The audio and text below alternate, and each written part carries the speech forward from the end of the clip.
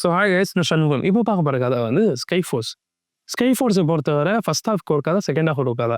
ஆனால் 2 ஹாஃப்லேயுமே நம்ம ஒரே ஆள் தான் ஹீரோ. யாருன்னா அக்ஷய் குமார். ஓகே, கதைக்குள்ள போயிடும். ஸோ கதையை பொறுத்தவரை என்ன பண்ணலாம் அப்படின்னா, இவங்க அப்புறம் அப்போ வந்து 3மே தனித்தனி செக்டார். அதாவது கடற்படை தனி செக்டாரு, விமானப்படை ஏர்ஃபோர்ஸ் வந்து தனி,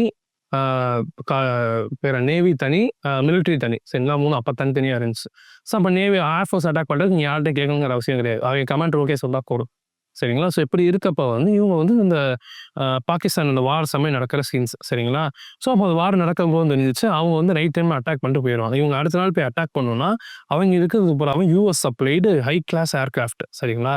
ஸோ இப்போ நான் அதை போய் அட்டாக் பண்ணோம் அப்படின்னா பகலில் போய் அட்டாக் பண்ண முடியாது. அதே மாதிரி அவன் கொண்டு வந்து பக்கத்தில் வச்சு அட்டாக் பண்ணிட்டு போக மாட்டான்.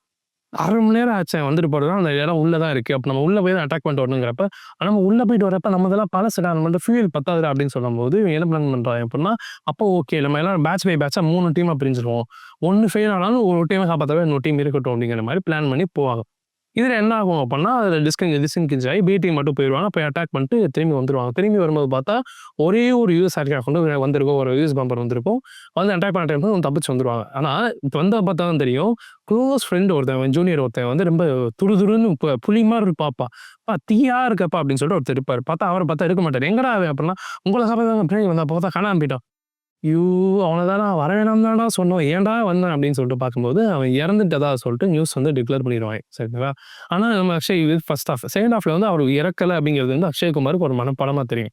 ஸோ ஏதாச்சும் ஒன்று பண்ணி பார்க்கணும், எங்கேயா தேடுவோன்னு சொல்லும்போது அப்போ வந்து ஒரு பாகிஸ்தானி ஏர் ஸ்ட்ரைக்கர் வந்து சிக்கியிருப்பார். சரிங்களா. ஆக்சுவலாக இவ்வளோ கதையும் சொல்றது ஒரு பாகிஸ்தானி ஏர் ஸ்ட்ரைக்கர் தான். சரிங்களா. நீ அவன் டீம் தானே, அந்த டீமில் உயிரோட இருக்கான் தெரியுமான்னு சொல்லிட்டு இவர் தான் ஆரம்பிச்சுடுவார். ஸோ இவரை பார்க்கும்போது அவனுக்கு தெரியும் எனக்கு என்ன சொன்னான் அப்படின்னு சொல்லிட்டு.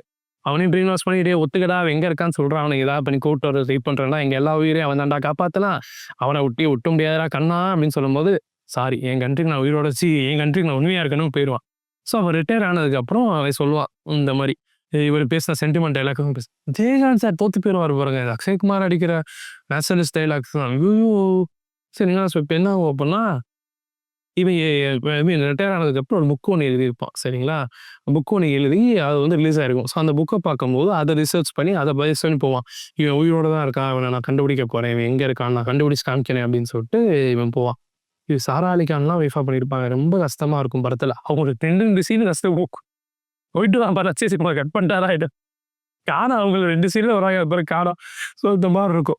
ஸோ கடைசியில் என்ன ஆச்சு, அவரை கண்டுபிடிச்சாங்கன்னா இல்லையா, அது எதனால் இது இவ்வளோ மாயத்துக்கு என்ன காரணம் அப்படிங்கிறத அவர் எப்படி ரிவீல் பண்ணாருங்கிறது வந்து மீதி இருக்க கதை.